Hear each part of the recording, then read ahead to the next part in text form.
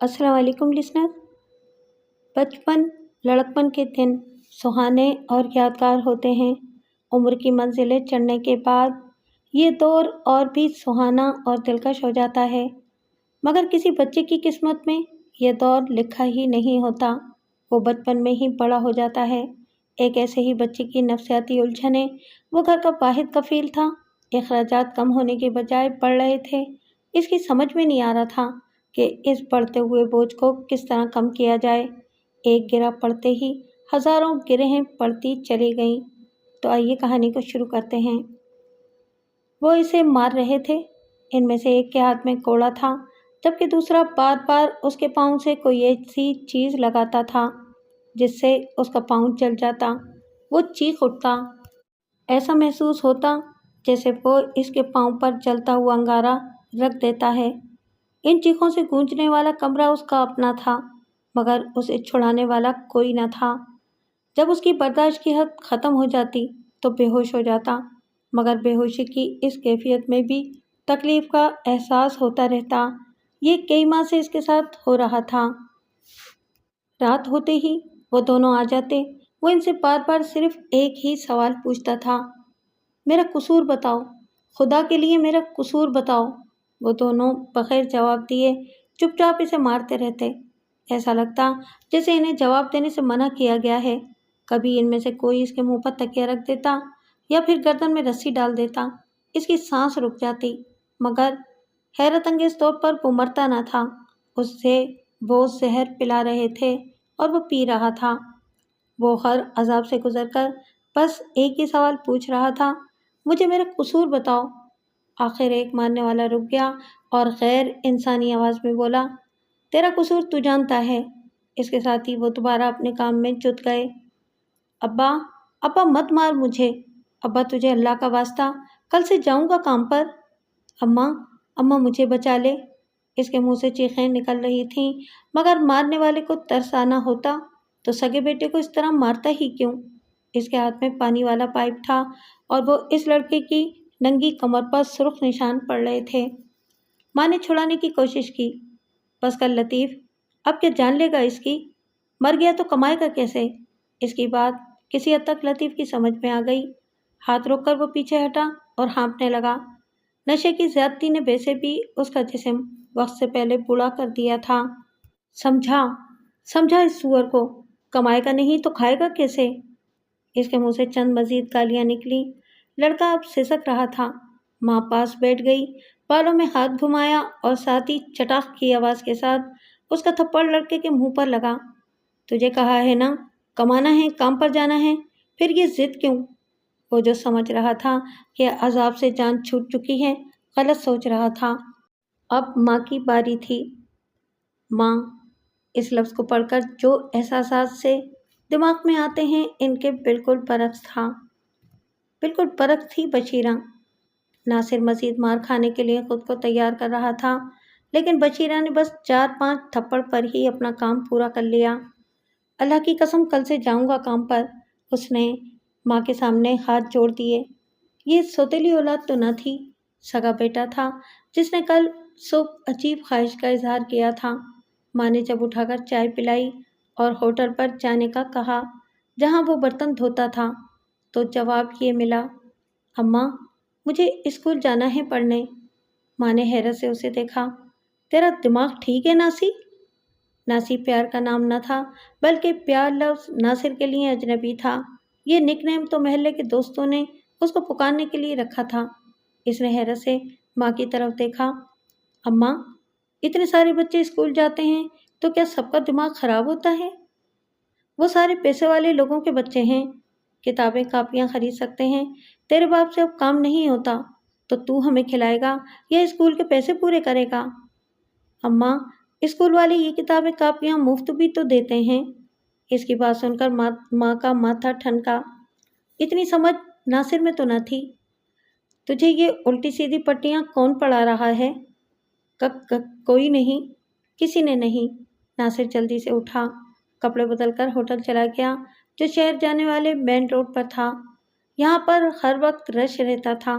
ट्रकों वाले, बस में सफ़र करने वाले मुसाफिर, ड्राइवर, कंडक्टर اور محنت مزدوری کرنے والے ملک کے سب سے نچلے طبقے کے لوگ جو غربت اور مڈل کلاس کی درمیانی لائن کراس کرنے کی کوشش میں ساری زندگی بھاگتے رہتے ہیں، جن میں کچھ کے خواب بچوں سے جڑے ہوتے ہیں تو کچھ حقیقت پسند اپنے بچوں کو وقت سے پہلے محنت مزدوری کرنا سکھا دیتے ہیں۔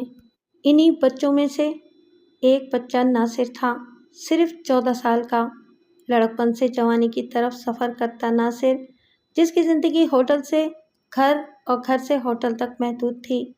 اس عمر میں جب لڑکے اسکول سے واپسی پر ماں باپ سے گیند بلے کی فرمائش کرتے ہیں، ان میں سے ناصر یہاں ہوٹل میں بیٹھا برتن دھو رہا ہوتا یا ہوٹل کے مالک کی گالیاں سن رہا ہوتا۔ اس نے کمانا سیکھا تھا، یہ پڑھنا پڑھانا کچھ دن پہلے تک اس کے خیال میں صرف امیروں تک محدود تھا۔ یہ خیال مزید کئی سال تک اس کے دماغ میں رہتا اگر اسے ذیشان علی نہ ملتا۔ ذیشان علی نفسا نفسی کے اس دور میں ایک ایسا کردار تھا جس کی زندگی کا مقصد لوگوں کی زندگیاں بدلنا تھا۔ وہ خدا کی اس زمین پر خدا کے بندوں کے کام آنے والا ایک ہمدرد شخص تھا۔ وہ کیوں ایسا کر رہا تھا یہ کوئی نہیں جانتا تھا، لیکن وہ کر رہا تھا اور ہر ممکن طریقے سے کر رہا تھا۔ اس دن ناصر کی ڈیوٹی گاہکوں سے آرڈر لینے پر تھی کیونکہ ایک لڑکا چھٹی پر تھا۔ صبح صبح ہوٹل کے مالک نے پان کی باقیات تھوکنے کے ساتھ چھٹی کرنے والے لڑکے عابد کی نسل چند جانوروں سے جوڑ کر ناصر کو حکم دیا، چل برتن شام کو دھو لینا، ابھی اس کتے کا کام سنبھال۔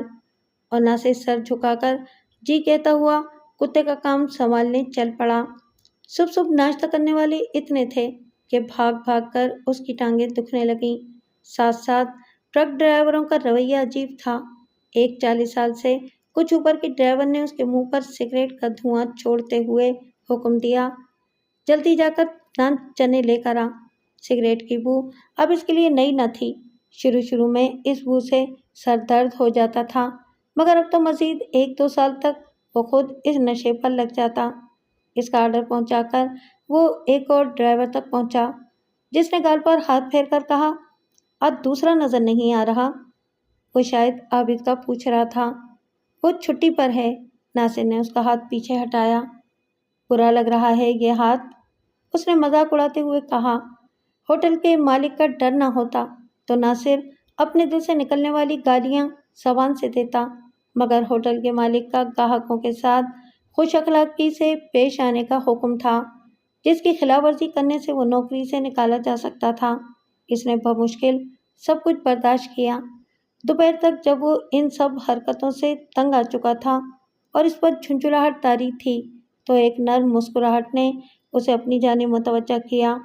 وہ سب سے الگ بیٹھا کافی دیر سے اسے دیکھ رہا تھا۔ ہاں صاحب، کیا لاؤں؟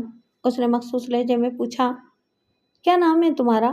ناصر کے سوال کا جواب دینے کے بجائے الٹا اس نے سوال پوچھ لیا۔ کوئی مسئلہ بن گیا ہے کیا؟ وہ ڈر گیا۔ ارے نہیں، ویسے ہی پوچھ رہا ہوں۔ ناصر، تمہاری عمر اسکول جانے کی ہے بیٹا، پھر یہاں کام کیوں کر رہے ہو؟ ناصر نے پہلی بار اتنا نرم اور ہمدرد لہجہ سنا تھا۔ لمحے بھر کے لیے تو وہ خاموش ہو گیا۔ ہوٹل میں گاہک کم تھے، ڈرائیور واپس اپنے ٹرکوں میں سوار ہونا شروع ہو گئے تھے، جبکہ دوپہر کے کھانے میں ابھی وقت تھا۔ ویسے نہیں ہے میرے پاس، اس نے بے بسی سے جواب دیا۔ پر بیٹا، سرکاری اسکول میں تو مفت پڑھاتے ہیں، آپ بھی پڑھ لینا۔ کام کون کرے گا، باپ یا بڑا بھائی؟ باپ بیمار ہے، پہلے کرتا تھا، بسوں میں سگریٹ وغیرہ بیچتا تھا، اب نہیں بیچتا، الٹا خود انہیں بھر بھر کر پیتا ہے۔ ذیشان نامی اس شخص کے لیے یہ الفاظ تکلیف دہ تھے۔ ایک 14 سال کا لڑکا باپ کو یہ سب کرتا دیکھ کر خود کما رہا ہے، یہ حقیقت تھی، ہمارے معاشرے کی تلخ حقیقت۔ رہی بات بڑے بھائی کی تو ہم صرف 2 بہن بھائی ہیں، بہن کی شادی ہو گئی، اماں اور ابا کے لیے کمانے والا صرف میں ہوں۔ وہ ہوٹل کا چھوٹا تھا مگر گھر میں سب سے بڑا۔ جس عمر میں اسکول بیگ کندھے سے لٹکائے بچے اسکول کی طرف جا رہے ہوتے ہیں، اس عمر میں وہ گھر چلانے کی باتیں کر رہا تھا۔ تم اسکول جاؤ، وہاں پڑھو، پڑھائی وغیرہ کے سارے اخراجات میں دوں گا اور پارٹ ٹائم کوئی نوکری بھی تلاش کروں گا تمہارے لیے۔ जो कम से कम इस जगह से तो बेहतर होगी। ज़ीशान ने इसे मज़ीद हौसला दिया और हिम्मत बढ़ाई। यही हिम्मत थी जो दूसरी सुबह उसने काम पर जाने से इनकार कर दिया। इनकार, वो भी लतीफ़ का हुक्म मानने से। वो नासिर के लिए बदकिस्मती का आगाज़ था। इसकी चीखें आधे महल्ले ने सुनी। बशीरा ने भी इस नेक काम में लतीफ़ के साथ मिलकर हिस्सा डाला। वो तो लतीफ़ को चर्च की तलब ने थका दिया, वरना शायद ये सज़ा जारी रहती। अब वो उसके सामने बैठा सिगरेट भर रहा था और बार बार पूछ रहा था, देख नासिर, इसका नाम बता दे जिसने तुझे ये काम वगैरह छोड़कर पढ़ने का कहा है। फिर कुछ नहीं कहूँगा। नासिर से सक रहा था, मगर ज़ीशान का नाम नहीं बता रहा था। इसके ख्याल में अब्बा जालिम था। जैसे इसे मारा है वैसे ज़ीशान को भी मार सकता था। भूख और प्यास से उसका बुरा हाल था। बशीरा, इसे रोटी तब तक न देना जब तक ये उस शख्स का नाम न बता दे। लतीफ़ की आवाज़ ने उसे चौंकाया। कुछ देर सोचने के बाद उसने ज़ीशान का नाम बता दिया। खाना मिल गया। इस दिन के बाद नासिर ने किसी अजनबी की बातों पर अमल न करने की कसम खा ली। हर शख्स की एक कहानी होती है। हर शख्स का चेहरा अपने बैकग्राउंड की दास्तान सुनाता है। ज़ीशान कभी जवान था, ऐसे ही जैसे अपर क्लास की नई नस्ल के जवान होते हैं। पैसे का जुनून, बदलता दौर, घर से खुली आज़ादी। बाप इलाके का एमएनए था और माँ एक अदाकारा। पैसा इतना था कि समझ ही नहीं आता था कि कहाँ खर्च किया जाए, मगर ये पैसा भी अकलौती औलाद को बिगड़ने से बचा ना सका। हर किस्म का नशा, कॉल गर्ल्स, नाइट क्लब और कोई 5-6 गर्ल फ्रेंड्स जिन्हें पैसे की कशिश खींच लाती थी। 22 साल के ज़ीशान की ज़िंदगी इन्हीं चीज़ों के गिर्द घूमती थी। खान शहजाद को यह एहसास बहुत देर से हुआ कि अकलौता बेटा इनकी सारी दौलत को ठिकाने लगाएगा, लेकिन अपना मुस्तकबिल नहीं बना सकेगा। रफ्ता रफ्ता उन्होंने ज़ीशान पर काबू पाना शुरू कर दिया। इसकी निगरानी की, नशे की लत छुड़वाने के लिए बाकायदा इलाज करवाया, मगर जवानी का जोश था, कहाँ आसानी से ठंडा होता। उन्होंने बेटे को संभालने के लिए सियासी सरगर्मियां कम कर दी और जहाँ जाते ज़ीशान साथ होता। स्टेज पर खड़ा होना, तकरीर करना और तकरीर में सियासी बातें करना, ये काम बाकायदा ज़ीशान को सिखाया गया था। तालीम उसने बीए तक ही हासिल की थी। खुदा की ज़ात जब किसी को हिदायत देती है तो फिर इंसान के बदलने में देर नहीं लगती। ऐसा ही कुछ ज़ीशान के साथ पेश हुआ था।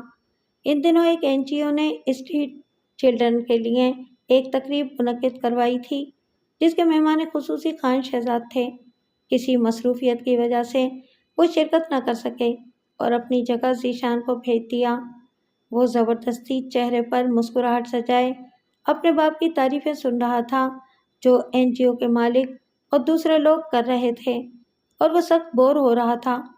स्टेज पर बैठे हुए उसने सामने निगाह दौड़ाई तो तरसी नज़रों से देखते हुए बच्चे नजर आए, जिनकी आंखों में हज़ारों ख्वाहिशात थीं। वो उलझन महसूस कर रहा था कि अचानक हाल के मरकज़ी दरवाजे पर फायरिंग की आवाज़ सुनाई दी। सबने चौंक कर उधर देखा। तकरीबन 4 नकाबपोश हमलावर फायरिंग करते हुए अंदर दाखिल हो रहे थे। ज़ीशान के सिक्योरिटी गार्ड्स और हाल के दरवाजे पर मौजूद 4 पुलिस वाले इनका निशाना बन चुके थे। अगले 5 मिनट में उन्होंने पूरे हाल पर कब्जा जमा लिया। बच्चों और ख़वातीन की चीखों से हाल गूंज रहा था।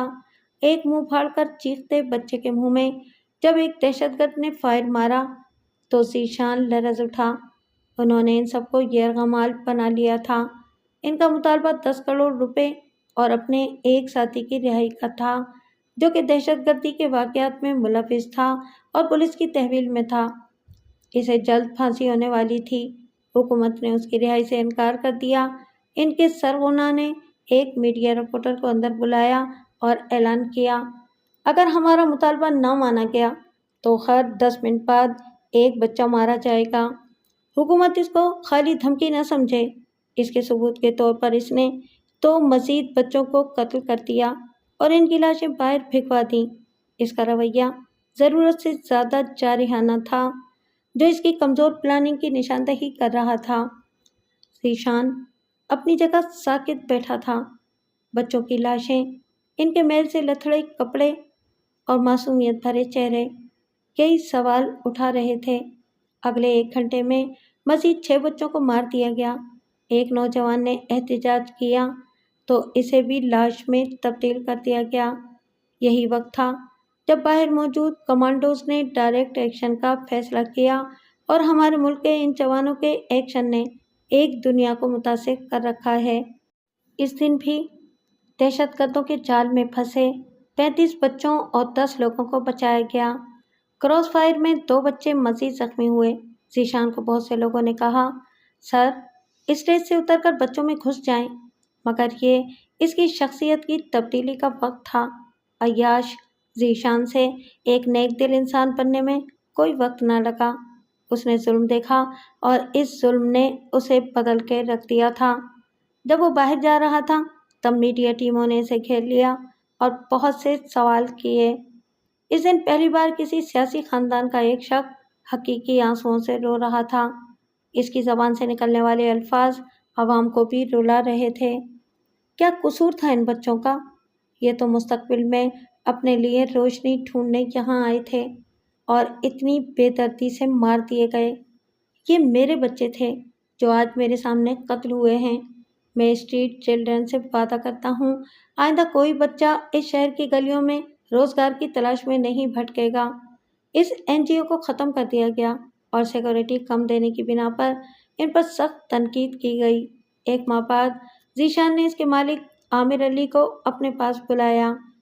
وہ 30 کے لگ بھگ ایک پرجوش شخص تھا جو اس دن مایوس دکھائی دیتا تھا۔ NGO کے فنڈز وغیرہ کیسے اکٹھے کرتے ہیں؟ رسمی کلمات کے بعد ذیشان نے اس سے پوچھا، سر اسٹریٹ چلڈرن کے لیے بنائی گئی اس NGO کو کچھ خاص فنڈ نہیں ملے۔ میرے پاس جمع پونجی تھی، اپنے کاروبار سے نکال کر ادھر لگا رکھا تھا۔ افسوس کی بات یہ ہے کہ ٹیکس سے پیسہ بچانے کے لیے ہمارے علاقے کی کئی شخصیات صبح و شام غریبوں میں کھانا تقسیم کر کے دولت پوری کر رہے ہیں، لیکن ان بچوں کے لیے کوئی کچھ کر نہیں رہا۔ ابو سے میں نے یہ بات منوا لی ہے کہ NGO اب ہمارے پیسے سے چلے گی۔ کل سے آپ دوبارہ اپنی ٹیم اکٹھی کریں، نام بدل دیں، گورنمنٹ وغیرہ کے سارے معاملات میں دیکھ لوں گا۔ اور ہاں، میں اب مستقل آمدنی کا ذریعہ بنانے کے لیے ہمارے کچھ کاروبار اس NGO کے نام کروں گا۔ اس کام سے ہمارے 2 مقصد پورے ہوں گے، ایک تو آمدن ہوگی، دوسرا ہم اہم کام یہ کریں گے کہ غریب بچوں کو ہم اس کاروبار میں جاب دیں گے۔ یہ صرف باتیں نہیں تھیں، حقیقت میں یہ پچھلے 30 دن کی گئی ذیشان کی محنت تھی۔ باپ کو ووٹ کا لالچ تھا جبکہ بیٹا خدمت خلق کے جذبے سے سرشار تھا۔ عامر کے چہرے پر خوشی کے تاثرات دکھائی دیے۔ حقیقت میں ایسا ہو جائے سر تو بہت خوشی ہوگی، یہ ثواب کا کام ہے۔ اس کے الفاظ کم پڑنے لگے تھے مگر جوش کم نہ تھا۔ اگلے چند ماہ میں ذیشان اور عامر کی محنت رنگ لے آئی۔ پہلی بار اسٹریٹ چلڈرن کے لیے محنت سے کام کیا گیا، کئی بچوں اور ان کے ماں باپ سے مل کر ان کو سمجھایا گیا، ان کی ذہنیت بدلی گئی، خوشحال مستقبل کے سہانے سپنے دکھائے گئے۔ ذیشان کو پھر بھی سکون نہیں ملا اور اس سکون کی تلاش میں وہ اپنے غرور کو چھوڑ کر ان چھوٹے لوگوں کے درمیان بس گیا۔ روزانہ 2 سے 3 گھنٹے وہ ان لوگوں کے درمیان گزارتا تھا۔ شادی ہو گئی، بیٹا اور بیٹی کی پیدائش کے بعد مصروفیت بڑھ گئی۔ خان شہزاد کی وفات کے بعد اس نے سیاست میں قدم نہ رکھا بلکہ اپنے کاروبار پر توجہ دی۔ کم پڑھا لکھا ہونے کے باوجود اس میں کاروباری ذہنیت تھی۔ اس نے محنت کی اور کامیاب رہا۔ اتنی مصروفیت کے باوجود اسٹریٹ چلڈرن کے لیے وقت ضرور نکالتا۔ وہ سڑکوں پر کام کرنے والے بچوں کو ساتھ ملا کر پیسے کا لالچ دے کر ہر ممکن طریقے سے انہیں تعلیم کی طرف لے آتا۔ اس کی نرم مزاجی کی وجہ سے بچے اس پر جلد اعتبار کر لیتے تھے۔ پھر وقت اسے ناصر کی طرف کھینچ لایا۔ وہ تو ایسے بچوں کی تلاش میں تھا۔ پہلے دن اسے اعتبار میں لینے کے بعد 1 ہفتے بعد وہ پھر وہاں آ گیا۔ ناصر نے اسے دیکھ کر منہ پھیر لیا۔ وہ حیران ہوا۔ کیا بات ہے ناصر، ناراض ہو؟ نہیں، وہ ہوٹل میں داخل ہونے لگا۔ میری بات تو سنو یار، کیا ہوا ہے؟ اسکول جانا شروع کیا یا نہیں؟ اسکول ہمارے لیے نہیں، مجھے روزی کمانی ہے، اس نے روکھے لہجے میں جواب دیا، اور آپ مجھے میرے حال پر چھوڑ دیں۔ تمہیں روزی کمانی ہے تو میرے پاس کام کرو، پیسے بھی دوں گا، پڑھاؤں گا بھی، مستقبل بن جائے گا تمہارا۔ اس نے سمجھانے کی کوشش کی، مگر ناصر اس کا کہنا مان کر ایک دن سزا بھگت چکا تھا، اب دوبارہ ویسی سزا کے لیے تیار نہ تھا۔ نہیں، آپ مجھے معاف رکھیں، مجھے نہیں پڑھنا۔ کیوں؟ میری مرضی۔ وہ دوبارہ ہوٹل کی جانب بڑھ گیا۔ ذیشان حیران نظروں سے اسے دیکھ رہا تھا۔ اس لڑکے کو سمجھانا اب اس کی انا کا مسئلہ بن گیا تھا۔ ناصر رات 9 بجے گھر واپس پہنچا۔ لطیف اسے غور سے دیکھ رہا تھا۔ روٹی کے ساتھ ہوٹل کا بچا کھانا کھاتے ہوئے وہ بولا، کیا بات ہے ابا، اب تو جاتا ہوں نا کام پر۔ آج پھر وہ شیری آیا تھا کہ تیرے پاس؟ کیا نام ہے اس کا؟ ذیشان۔ وہ چونک گیا۔ لطیف کے پاس پکی خبر تھی۔ ہاں، میں نے انکار کر دیا اسے، اس نے عام سے لہجے میں جواب دیا۔ اچھا کیا، اس کا بندوبست تو میں جلد کر دوں گا۔ ناک میں دم کر رکھا ہے اس۔ آگے گالیاں تھیں۔ باپ کا شفاق لہجہ محسوس کر کے وہ لرز کر رہ گیا۔ کچھ دیر سوچنے کے بعد اس نے کہا، ابا، اب تو میں جاتا ہوں نا کام پر، اسے پھر کیوں کچھ کہیں؟ لطیف گھورنے لگا۔ ابھی تیرا باپ لگتا ہے کہ وہ، جو اس کے حق میں بول رہا ہے؟ دفع ہو، روٹی کھا۔ وہ سر جھکا کر کھانا کھانے لگا۔ رات کے 9 بجے جب وہ سب سونے کی تیاری کر رہے تھے تو گلی میں شور اٹھا۔ ایک لڑکی روتی ہوئی اندر داخل ہوئی۔ یہ سمینہ تھی، ناصر کی بڑی بہن۔ بشیرہ نے بھاگ کر اسے سنبھالا۔ کیا ہوا ہے تجھے؟ کیوں چیخ رہی ہے؟ اس کی شادی ساتھ والے محلے میں ہی ہوئی تھی۔ باقر اس کا شوہر تھا، جس کی پنکچروں کی دکان تھی۔ اماں، باقر نے دوسری شادی کر لی ہے۔ یہ الفاظ نہیں، بم تھا جو ان کے گھر میں پھٹا۔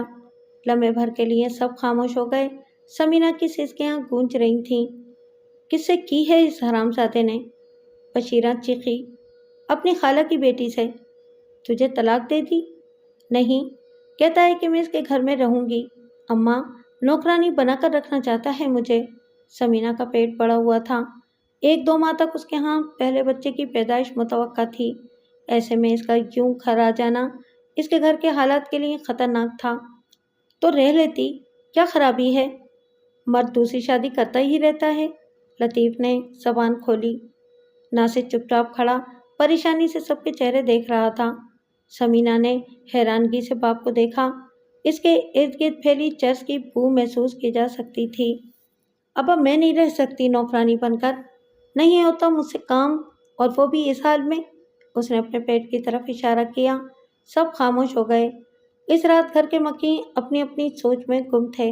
بشیرہ سوچ رہی تھی کہ ایک بیٹی اور 1-2 ماہ تک ایک چھوٹے بچے کا خرچ کیسے پورا ہوگا۔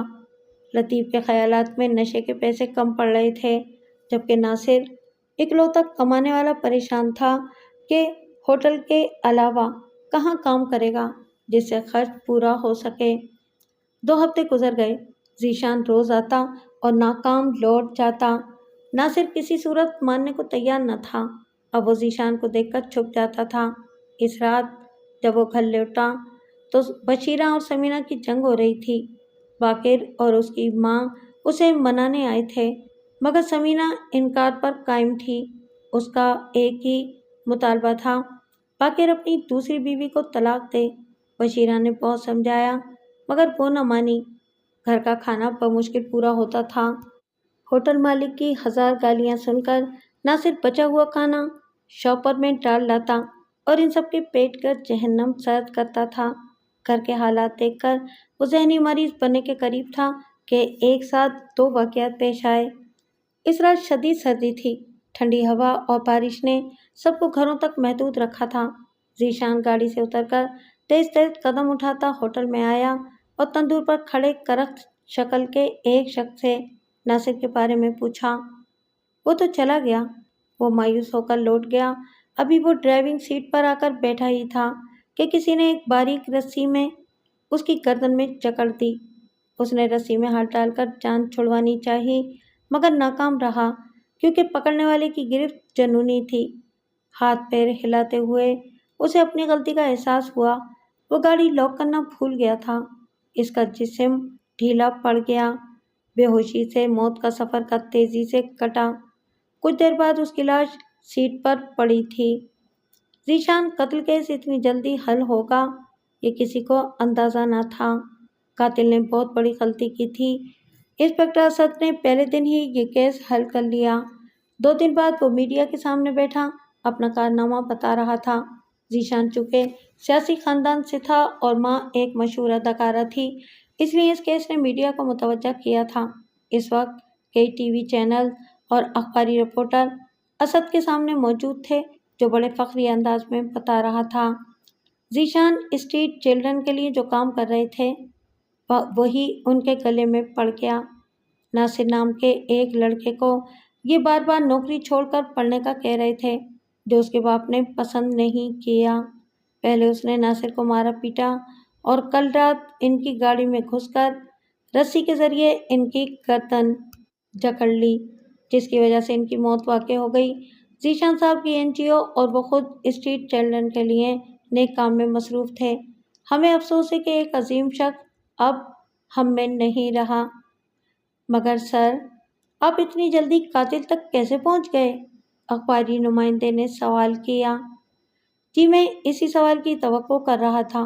ذیشان کو قتل کرتے وقت لطیف کی جیب سے اس کا شناختی کارڈ گر گیا تھا۔ یہ دیکھیں۔ اس نے لطیف کا کارڈ سب کو دکھایا۔ اس کی مدد سے ہم قاتل تک جلدی پہنچ گئے۔ لطیف نشے میں تھا اور اسی حالت میں گرفتار ہوا ہے۔ سوالات کا یہ سلسلہ چلتا رہا اور ٹی وی چینل پر کئی جذباتی مناظر دکھائی دے رہے تھے۔ لطیف کی گرفتاری اس گھر کی خوش قسمتی تھی یا بدقسمتی یہ کوئی نہ جانتا تھا۔ حقیقت میں ایک اضافی بوجھ تھا جو کم ہو گیا۔ ناصر اور سمینہ نے سکھ کا سانس لیا جبکہ بشیرہ اس کی یاد میں آنسو بہاتی رہی۔ اس رات سمینہ نے ناصر کو اپنے پاس بلایا۔ تیرے پاس کچھ پیسے ہیں؟ کیا کرنا ہے باجی؟ کچھ دوائی لینی ہے۔ میرے پاس تو جو تھے اماں نے پکڑ لیے۔ بجلی کا بل دینا ہے نا کل۔ اس نے مایوسی سے سر ہلایا۔ اماں سے مانگ کر دے دے، مجھے درد ہو رہا ہے۔ اس نے مجبوری سے بھائی کی طرف دیکھا۔ کوشش کرتا ہوں۔ وہ ماں کے پاس گیا۔ بشیرہ غم سے نڈھال پڑی تھی لیکن پیسوں کی بات سن کر چونک پڑی۔ کیا ضرورت پڑ گئی تجھے؟ اماں، سمینہ کو درد ہے، دوائی لینی ہے۔ تو اسے کہہ کہ گھر دفع ہو جائے اپنے۔ مشکل سے شادی کر کے جان چھڑائی تھی، واپس یہاں آ گئی جہاں کھانے کو پیسے پورے نہیں پڑ رہے۔ اب اس کا بچہ ہوگا تو کہاں سے لائیں گے سب کا خرچ؟ سمینہ دوسرے کمرے میں سب سن رہی تھی، چیختی ہوئی باہر آئی۔ پھر ماں بیٹی کی وہ لڑائی شروع ہو گئی جس نے ناصر کے سر میں درد کر رکھا تھا۔ وہ باہر چلا گیا اور محلے کے دوست سے پیسے مانگ کر دوائی لے آیا۔ سمینہ نے تشکر بھری نظروں سے بھائی کو دیکھا۔ ہوٹل کا یہ چھوٹا ہمیشہ سب سے بڑا رہتا تھا۔ باجی، اماں سے لڑائی مت کیا کرو، اس نے منت بھرے لہجے میں بہن کو کہا جس نے سر ہلاتے ہوئے اس کے بالوں میں ہاتھ پھیرا اور بال بکھیر دیے۔ وہ مسکرا دیا۔ لیکن اس رات کے بعد لڑائی کی نوبت ہی نہیں آئی۔ رات 2 بجے بشیرہ کی چیخیں سن کر ناصر جاگا۔ ناسی تیری بہن کو کچھ ہو رہا ہے۔ سمینہ کو سانس لینے میں دشواری پیش آ رہی تھی۔ اس کی گردن کو جھٹکے لگ رہے تھے۔ وہ بے بسی سے بھائی کی طرف دیکھ رہی تھی۔ اچانک اس کے منہ سے خون بہہ نکلا اور گردن ڈھلک گئی۔ ناصر نے مایوسی سے نفی میں سر ہلا دیا۔ وہ رات بشیرہ اور ناصر کے رونے کی تھی۔ ساری رات روتے رہے۔ ایک جسم اور 2 روحیں مر گئیں۔ بچہ پیدا ہونے سے پہلے ہی مر گیا۔ گھر میں ایک اور وجود کم ہو گیا۔ دوسرے دن باقر اور اس کے گھر والوں نے آ کر سمینہ کا کفن دفن خریدا اور اسے دفنائے۔ اچانک موت کی وجہ شاید کوئی دوائی تھی جو ری ایکشن کر گئی۔ دنیا کا یہ قانون شاید اسی دن بن گیا تھا کہ جو اس کی رفتار کے ساتھ قدم نہیں ملا پاتا وہ قدموں تلے ڈرون دیا جاتا ہے۔ سمینہ مر گئی اور اس کے ساتھ وہ بچہ بھی جس کے رونے کی آواز دنیا نے نہیں سنی تھی۔ وہ حالات کے ساتھ سمجھوتا نہ کر سکی جس کا نتیجہ موت نکلا۔ لطیف کو جیل کی دیواریں نگل گئیں۔ بوڑھا انسان تھا اور قتل کا مجرم کتنے دن برداشت کرتا۔ بشیرہ اور ناصر کی زندگی گزرنے لگی۔ وقت نے رفتار پکڑی۔ ناصر نے محنت کی اور پیسے جمع کر کے बस अड्डे के करीब एक दुकान बना ली। बशीरा का सर सफ़ेद हो चुका था, मगर इसका वो रोब जो बचपन में नासिर पर जम चुका था कभी कम ना हुआ। माली हालत पहले से बेहतर थे। वैसे भी दो तो लोग थे, आमदनी भी ठीक ठाक थी, मगर जिस वक्त से वो गुजर कर आए थे पैसे खर्च करते हुए अजीब सा डर महसूस होता, इसलिए खुले हाथों कभी खर्च ना किया। इन दिनों बशीरा नासिर की शादी के लिए कोई लड़की तलाश कर रही थी। नासिर रात को जब वापस आता तो कई तस्वीरें और कई घरों की तफसील सुनकर बस यही कहकर चुप हो जाता, जैसे तेरी मर्जी अम्मा। जवानी के जज्बात उसे तंग करते थे, लेकिन उसने अभी तक अपने नफ्स पर काबू पा रखा था। इस दिन जुमा था। वो जल्द दुकान बंद करके घर वापस आ गया। दरवाजे से अंदर दाखिल होते ही सामने नज़र एक खातून पर पड़ी जो बशीरा के साथ यूं सरगोशियों में मसरूफ़ थी जैसे कोई निहायत अहम राज बता रही हो जिसके सुन लिए जाने का अंदेशा हो। काफ़ी देर इनकी ये सरगोशियां जारी रहीं। आखिर उसने नामालूम खातून ने बुर्का पहना और बाहर चल दी। इसके जाते ही बशीरा ने नासिर को चाय बना दी और पास आ बैठी। कुछ देर खामोश रहने के बाद बोली, नासिर, मैं सोच रही हूँ कि सादगी से निकाह कर लेते हैं, बारात या वलीमे के चक्कर में नहीं पड़ते। वो चौंक गया। अभी तो कोई लड़की भी बशीरा या उसे पसंद नहीं आई थी, फिर अचानक निकाह की बातें। कोई लड़की तो ढूंढ ले पहले अम्मा। ढूंढ ली है। ये अभी रजिया बैठी थी, ये लड़की की फूफो थी। उसने हैरान नज़रों से माँ को देखा।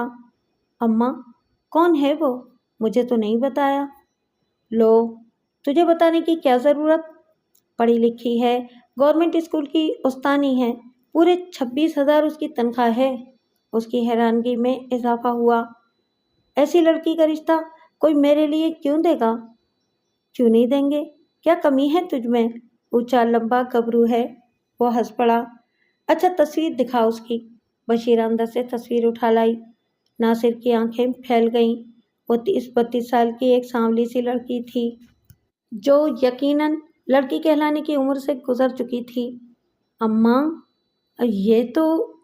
हाँ हाँ, उम्र कुछ ज़्यादा है तुझसे। बेचारी के माँ बाप नहीं, इसी फूफी के पास रहती है। इसके अपने बच्चों की शादी में इसकी उम्र निकल गई। खैर है, इतनी तनख्वाह है, जहेज भी अच्छा मिलेगा। साफ जाहिर था बशीरा पैसे के लालच में इससे 10 साल बड़ी दुल्हन ला रही थी। नासिर ने बहुत कोशिश की, मगर बशीरा न मानी और फिर वही हुआ जो इसकी मर्जी थी। निकाह तो सादगी से हुआ, मगर जहेज के ट्रक घर पहुंच गए। घर में एक और फर्द का इजाफा हो गया। आपदा आम सी शक्ल सूरत की मालिक एक स्कूल की उस्तानी थी और जैसा माहौल स्कूल में था वैसा ही घर में देखना चाहती थी। जैसे सारे स्टूडेंट्स उसके सामने सर झुकाते थे, वैसे झुका सर उसका भी देखना चाहती थी। बशीरा का फैसला उसे महंगा पड़ा था। इस रात नासिर दुकान पर मसरूफ़ था। उसने आपदा को कॉल करके बता दिया था कि आज रात वो घर नहीं आ सकेगा। अब हालात इतने अच्छे थे कि वो मोबाइल फ़ोन जैसी सहूलत अपने पास रख सकता था। बशीरा के हाथ से आपदा के जहेज में आया एक जग टूट गया, जिसकी वजह से इनकी शदीद लड़ाई हुई। 1 घंटा लड़ने के बाद दोनों सो गईं। 12 बजे का वक्त था जब बशीरा को ऐसे लगा उसकी सांस रुक रही है। उसने आंखें खोलने की कोशिश की, मगर नाकाम रही। किसी ने पूरी कुव्वत से उसके मुंह पर तकिया जमा रखा था। वो तड़पी, मगर बूढ़ी हड्डियों में इतनी ताकत न थी कि जान बचा सकती। कुछ ही देर बाद वो मुर्दा पड़ी थी। वक्त की रफ्तार तेज होती गई। आपदा मां न बन सकी। घर वीरान रहा। बशीरा के बाद वही दो थे जो एक दूसरे का दिल बहला सकते। आपदा से ट्यूशन पढ़ने वाले महल्ले के बच्चे असर के बाद आते और अंधेरा फैलने से पहले चले जाते। इनके साथ रौनक भी ख़त्म हो जाती। 30 साल के नासिर की तबीयत कुछ दिनों से अजीब सी हो रही थी। आपदा को उसके रवैये में तब्दीली महसूस होने लगी। पिछले चंद माह में वो रात को बहुत कम सोता था। जैसे ही आंख लगती अचानक उठकर बैठ जाता। रात को सहन में टहलता रहता। साय से भी डरने लगा। आपदा ने हर मुमकिन तरीके से परेशानी जानने की कोशिश की, मगर पता न चल सका। इस रात 2 बजे आपदा की आंख खुली। उसने देखा नासिर ने दोनों हाथों से अपनी गर्दन दबा रखी थी। ऐसा लग रहा था جیسے اس کی سانس رکی ہوئی ہے۔ مت مارو مجھے، چھوڑ دو، یہ تکیہ ہٹا لو، میں اپنا قصور جانتا ہوں، ذیشان کو میں نے مارا تھا، اب بے قصور پھنس گیا، سمینہ بھی میرے ہاتھوں مری، اماں کو میں نے مارا، وہ میرا سکون برباد کر رہے تھے، وہ لڑ رہے تھے، اس کے جسم کو جھٹکے لگ رہے تھے، جبکہ آبدہ ساکت بیٹھی اس شخص کو دیکھ رہی تھی جو اپنے جرم کی سزا اپنے ہاتھوں بھگت رہا تھا۔